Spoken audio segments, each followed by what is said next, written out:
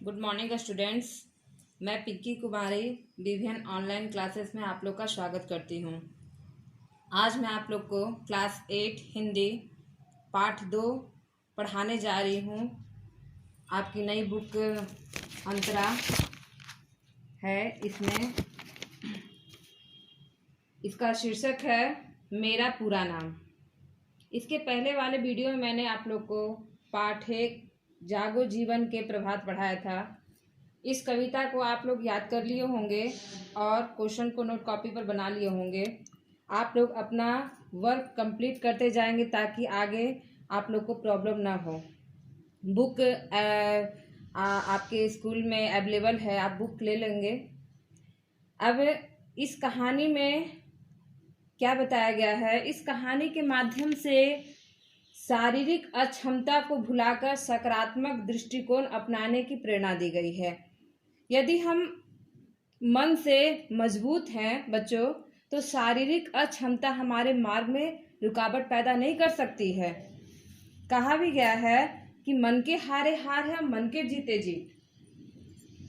वैसे भी यदि आप कुछ अच्छा करना चाहोगे तो दुनिया के लोग मजाक उड़ाएंगे, परंतु आप उस पर ध्यान मत देना। कहा भी गया है, हाथी चले बाजार, कुत्ता भूखे हजार। मतलब अगर आप अच्छा काम कर रहे हो तो आपके पीछे मजाक उड़ाने वाले, उपहास करने वाले बहुत सारे लोग होंगे, लेकिन जैसे हाथी पीछे मुड़ करके ये नहीं देखता है कि मेरे पीछे कितने कुत्ते भूख रहे हैं, उसी तरह से आप उन पर ध्यान नहीं दो। और एक दोहा मुझे याद आ रहा है, कहा गया है कि हस्ती चढ़िए ज्ञान की, सहज दुली चढ़ारी, स्वान रूप संसार है, भूखन दे झकमारी। इसका अर्थ है कि अगर आपको ज्ञान रूपी हाथी पर सवार होना है तो सरलता रूपी चादर को ओढ़ना होगा, क्योंकि ये संसार क्या है, कुत्ते के समान है। अगर आप अच्छा करोगे तो आपके रास्ते में रुकावट पैदा करने के लिए आपका तरह तरह से उपहास करेंगे, परंतु आपको उस पर ध्यान नहीं देना है। अब मैं इस कहानी की तरफ मुखातिब होती हूँ, ध्यान दोगे। ये कहानी एक बच्चे के बारे में है जिसका एक हाथ नहीं है, और उसका एक हाथ नहीं होने के कारण उसकी माँ डरती है उसको स्कूल भेजने से कि मेरे बच्चे का लोग मजाक उड़ाएंगे। घर पे ही उसे शिक्षित करती है, परंतु वो फिर उसे स्कूल भेजती है डरते हुए, बच्चे को समझाते हुए कि तुम क्रोध मत करना, तुम गुस्सा मत करना। अब आप ये कहानी सुनोगे। आज सुबह से मीना की आंखों में बार बार आंसू भर आते हैं। उस बच्चे की माँ का नाम मीना है। वो उसकी आंखों में आंसू आ जा रहे हैं।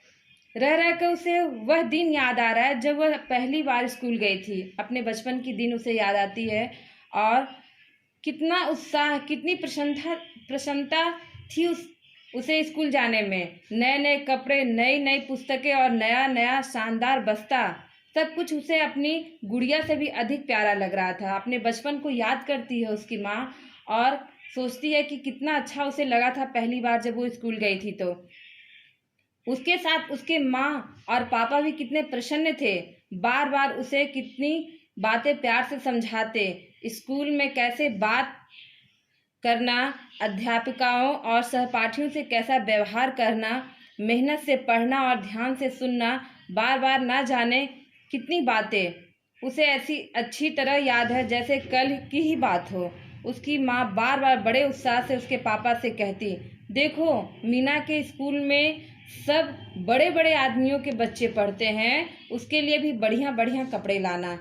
अपने बारे में कह रही है कि उसकी माँ कहती कि उसके स्कूल में कितने बड़े बड़े आदमियों के बच्चे पढ़ते हैं, आप भी अपनी बेटी के लिए बढ़िया बढ़िया कपड़े लेकर के आइएगा। आज वे सब बातें याद करके उसे वैसी गुदगुदी नहीं होती जैसे कि बचपन की बातें याद करके होती है। आज तो उसकी आंखें भर भर आती है। कैसा अचरज है, आज उसी का प्यारा इकलौता बच्चा स्कूल जा रहा था, पर उसकी कहीं कोई उत्साह या उमंग अपने अंदर नहीं लगती, बल्कि एक अज्ञात भय से वह कांप रही है। अपने समय को याद करके कह रही है कि मेरा जब समय था तो मेरे माता पिता कितने खुश थे, मैं कितनी खुश थी स्कूल जाने के लिए, परंतु आज जब मेरा बच्चा स्कूल जाने के लिए तैयार है तो मेरे चेहरे पर वो उत्साह उमंग नहीं है, ना ही वो खुशी है, बल्कि क्या है, एक भय, एक डर है। ना जाने कैसी बुरी बुरी कल्पनाओं से उसका मन बेचैन है, बुरी बुरी कल्पनाएं आ रही हैं और इससे उसका मन बेचैन हो रहा है। तभी अनुपम स्कूल के लिए तैयार होकर आ गया। उसका बच्चा जो जिसका नाम अनुपम है वो स्कूल जाने के लिए तैयार होकर आ जाता है। उसने उसको छाती से चिपटा कर चूम लिया। बेटा देखो, तुम कभी गुस्सा मत करना, चाहे तुम्हें कोई कुछ भी कहे, चाहे कितना भी चिढ़ाए, पर तुम बस मुस्कुरा देना, समझे बेटा। माँ को एक डर है कि मेरे बच्चे की ये शारीरिक अक्षमता को देख करके कहीं उसका बच्चा मजाक ना उड़ाए, इसलिए वो अपने बच्चे को समझाते हुए कहती है कि तुम कभी गुस्सा मत करना, चाहे कोई कुछ भी कहे, है ना, चाहे कितना भी कोई तुम्हें चिढ़काए, बस तुम उस पर मुस्कुरा देना। अनुपम मुस्कुरा दिया। क्यों माँ, मैं क्या कभी गुस्सा करता हूँ? वो अपनी माँ से पूछता है कि माँ, मैं क्या कभी गुस्सा करता हूँ जो तुम ऐसे मुझसे कह रही हो? नहीं, घर में तो गुस्सा नहीं करते, पर बेटा वहाँ स्कूल में बहुत सारे लड़के होंगे, अच्छे भी बुरे भी, जो बात बात पर झगड़ा करते हैं, बिना बात छेड़ते हैं, चिढ़ाते हैं, परेशान करते हैं। तो बेटा तुम झगड़ा ना करना, चिढ़ना नहीं, रोना भी नहीं। बच्चे का पहला दिन है स्कूल का और वो शारीरिक रूप से क्षम में नहीं है, इसीलिए माँ को डर है कि कहीं मेरे बच्चे को कोई बच्चा चिढ़काया नहीं, इसलिए उसे समझाती है। नहीं माँ, तुम क्यों परेशान होती हो? मैं रोऊंगा भी नहीं, चिढ़ूंगा भी नहीं और गुस्सा भी नहीं करूंगा, चाहे कोई कुछ भी कहे। अनुपम ने बड़े प्यार से माँ की गोद में बैठकर कहा। उसका बच्चा बहुत ही प्यार से माँ की गोद में बैठ करके कहता है कि मैं ना चिढ़ूंगा, ना ही कुछ कहूँगा किसी को। अनुपम बड़ा सुंदर प्यारा बच्चा है। इस समय उसकी आयु लगभग 10 वर्ष की है और आज वह पहली बार ही स्कूल जा रहा है। अभी तक वह मास्टर जी से घर पर ही पढ़ता रहा है। पढ़ने में वह बड़ा तेज है और उसके मास्टर उसकी बुद्धि की सदा तारीफ करते हैं। उन्हीं के जोर देने पर, समझाने पर उसे आज स्कूल भेजा जा रहा है। वो घर पे ही इतने दिन पढ़ाई किया उसने और वो पढ़ने में एक अच्छा बच्चा था। और जब उसके घर के मास्टर जी ने कहा कि इसको अब स्कूल भेजिए, उन्हीं के कहने पर उसकी माँ उसे स्कूल भेज रही थी। उसकी माँ मीना तो उसे भेजने को तैयार ही नहीं होती थी। उसको अनुपम के स्कूल भेजने की कल्पना से ही डर लगता था। पर अब कब तक उसे घर पर रोका जा सकता था? कब तक वह घर पर पढ़ सकता था? बाहर के बच्चों के साथ मिलेगा नहीं तो उसका पूरा जीवन पार नहीं लग सकता। माँ सोचती है कि जब तक ये बाहर नहीं निकलेगा, बच्चों से मिलेगा नहीं, स्कूल नहीं जाएगा, तो उसका पूरा जीवन कैसे पार होगा। और इस संशय या भय के पीछे एक कारण था कि अनुपम के बायां हाथ तो कोहनी से ऊपर था ही नहीं और दाहिना हाथ था तो वह कुछ टेढ़ा था। एक हाथ कोहनी से ऊपर था नहीं और एक हाथ जो था वो टेढ़ा था।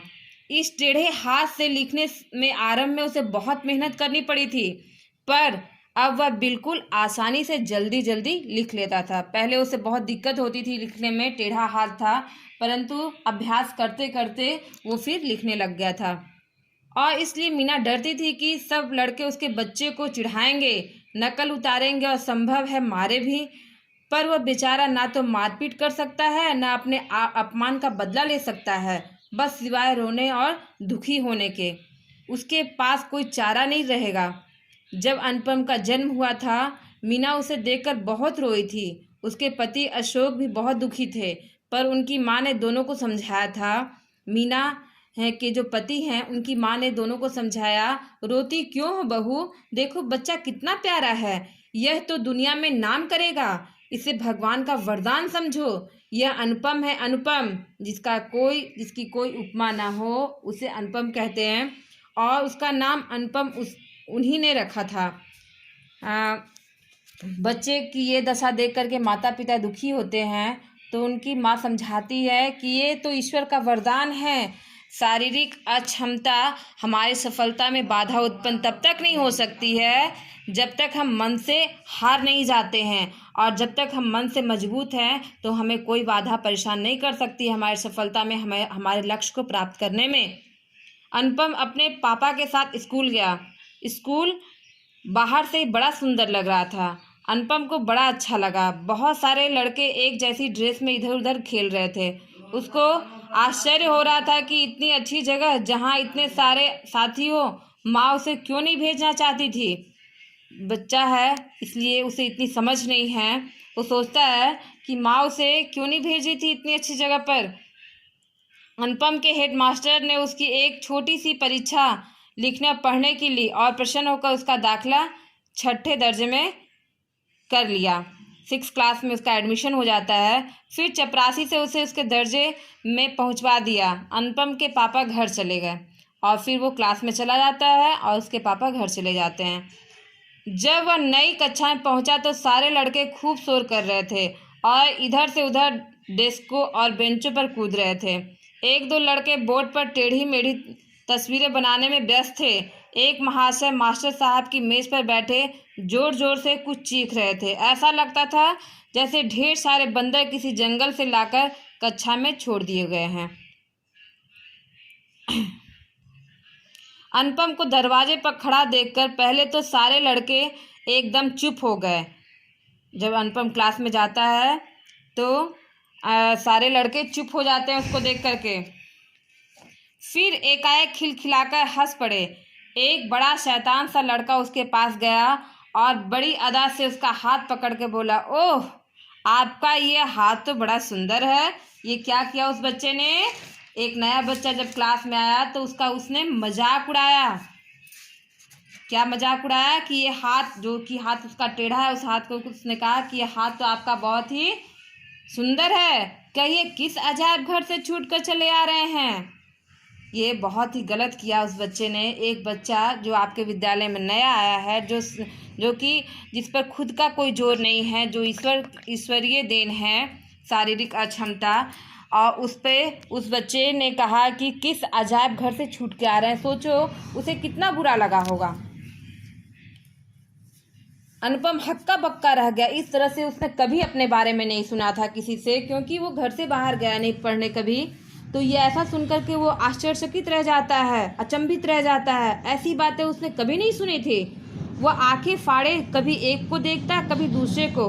अब तक लड़के उसे चारों ओर से घिर कर खड़े हो गए थे।